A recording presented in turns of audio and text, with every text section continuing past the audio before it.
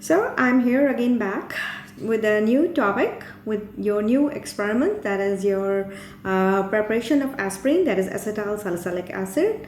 So today I thought that I must share with you this experimentation process, which is very interesting. And what you are going to need, of course, you have to prepare salicylic acids. For that you need to have, the glassware, that is beakers, glass rod, and aluminum flasks, and you can say what is thermometer, and ice water, and of course acetic anhydride, which is in the liquid form, whereas salicylic acid is mostly in the solid form, right?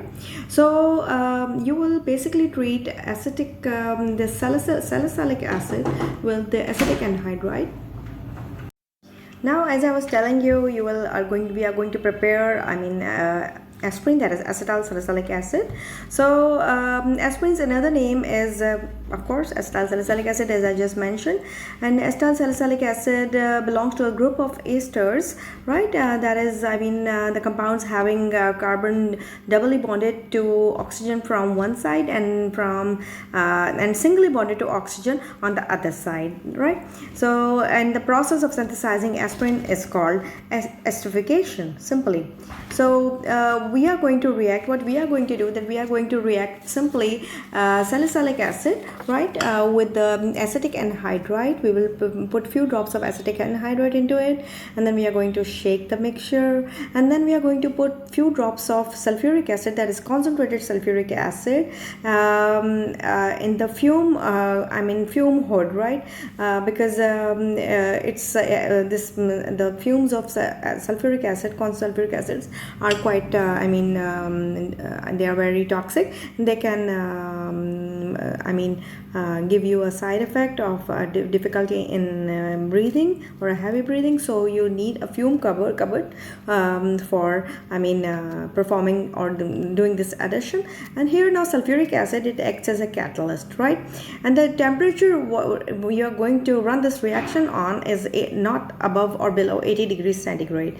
Now if we go above 80 degrees centigrade, of course we have the chance that our reaction mixture could go through decomposition. Whereas if we go below this temperature, that is 80 degrees centigrade, the reaction of course will occur, right? But it will occur in a very slow process. The process will become very slow, right, leading to other problems. So this is the temperature at which we are going to run this experiment, and then we are going to get the two products, that is acetylsalicylic acid and acetic acid, right?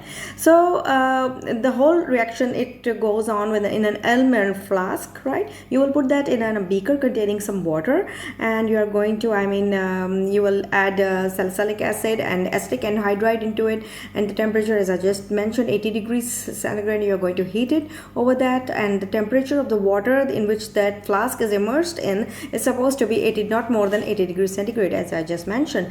And after after some time, you will feel that a product starts solidifying, right? And that solidified product or precipitates you are going to get in the end are called the raw product or the crude product, right? It is called the crude product, right? So it is now simply, it will be called as acetylsalicylic acid. Now what would be the second step? Acetylsalicylic acid, aspirin, you can say it's you got its product, right? But you need to have some of the product of that is salicylic acid would be also remain inside the reaction mixture. So for that you need to recrystallize your compound after that. And for recrystallization, of course, you will take a very small amount of the solvent, and you are going to boil it with your this crude product, and you will let it cool and till it reaches the room temperature. Until when it reaches the room temperature, you have to wait till the crystallization starts, and in this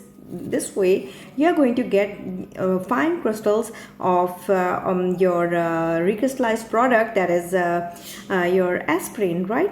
And that product is going to be the pure form, the recrystallized product, which you are going to get in the end. And this is simply easiest way of purifying your compound. So I hope you know it. Now, students, this is the equation you are going to see.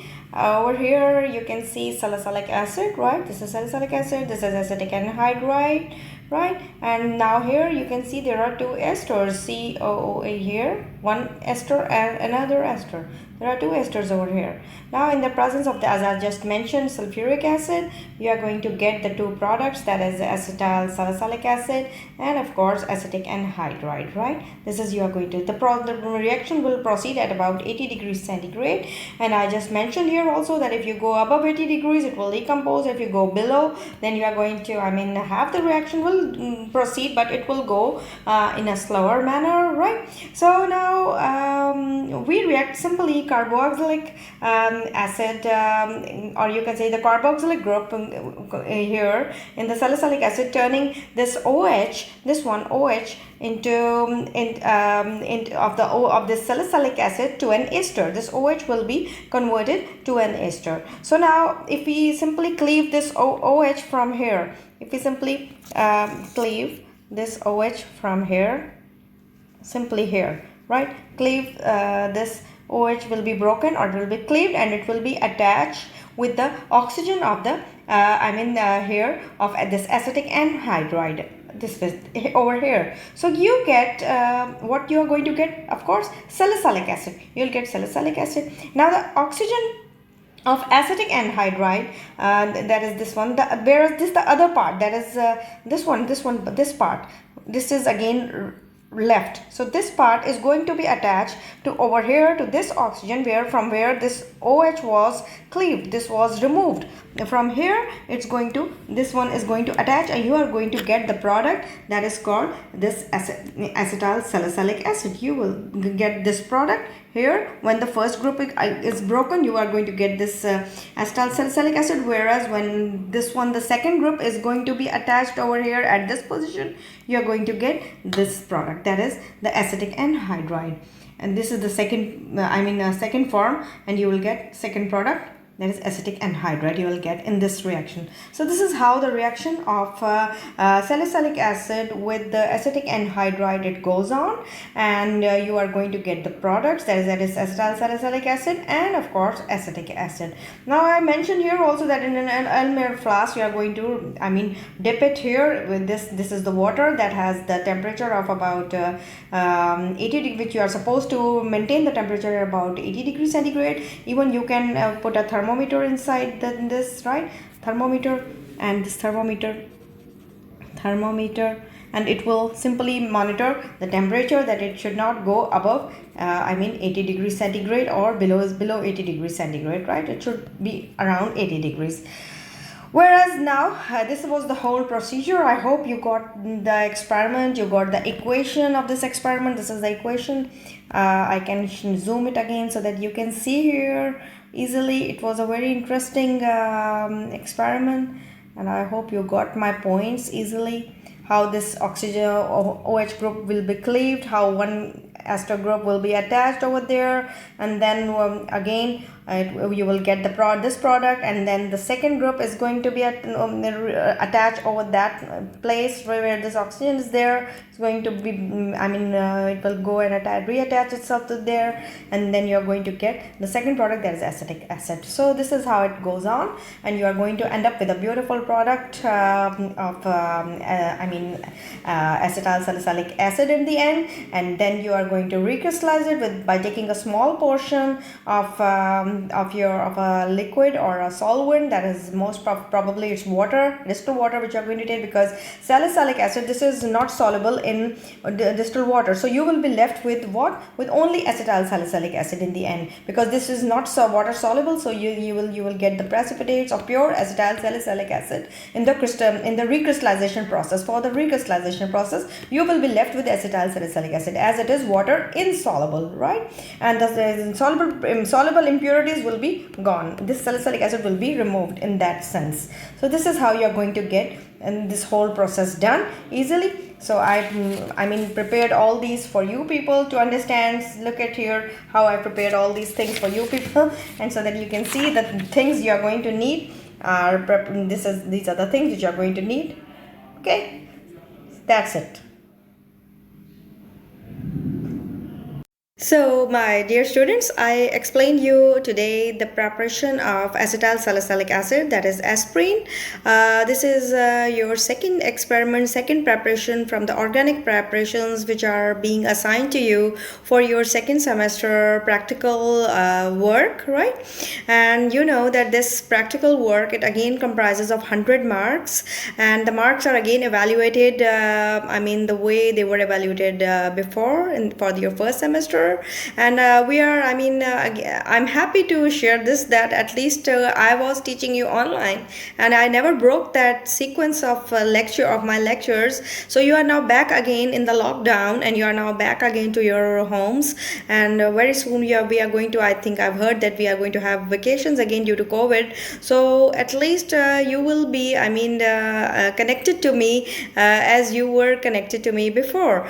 Now you can also go through all my lectures easily, and you can go through all my videos one by one, go through them and get yourself prepared for the examination, because examination will follow the same process again as for the last year. I pray from Allah Pak that maybe God will be a little bit, you have mercy, God should have mercy on us now, and there would be no COVID. So let's hope for the best. So today I explained you the preparation and the glassware that is needed for preparing your aspirin, and of course the reaction mechanism. I've explained you how the reaction goes on, right? How the reaction proceeds, right? In the presence of sulfuric acid as a catalyst at the temperature around 80 degrees, right? And how you're going to do the heating process, how you're going to heat your compound for the preparation, right? And that is you have to put it in you can use a hot plate,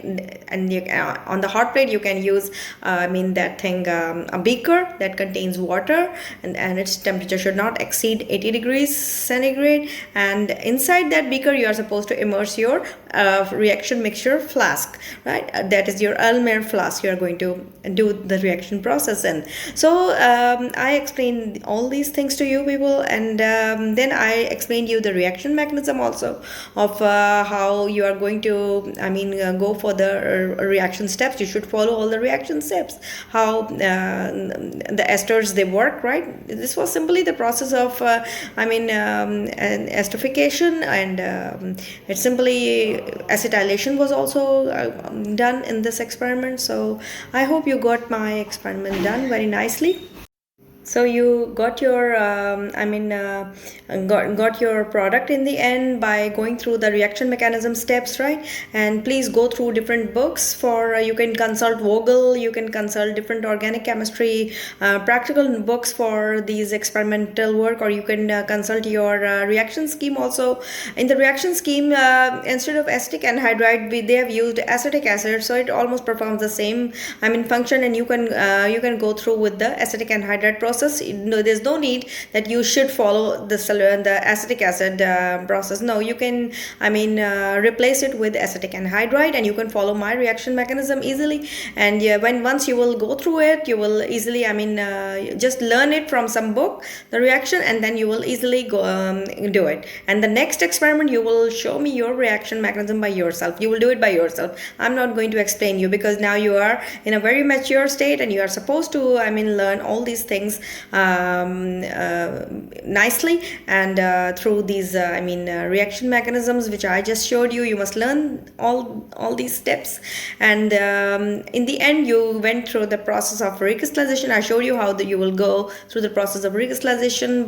In this particular experiment, you'll be recrystallizing your compound in distilled water, as the salicylic acid is not soluble in water, whereas acetylsalicylic acid, that is your product, that is aspirin, is water insoluble. So you are going to get your product, that is acetylsalicylic acid, in the end when you add up the water inside it. So this is how you will achieve your product in the end. So I hope you got all the points nicely, and I hope you will learn them, and I hope you will learn these things properly. You have now, and acetic this aspirin has a lot of uses. As for example, I can tell you one reason: when you have fever, you are taking aspirin. It's antipyretic, it prevents strokes, right? And it prevents a lot of other diseases, heart diseases. Thank you.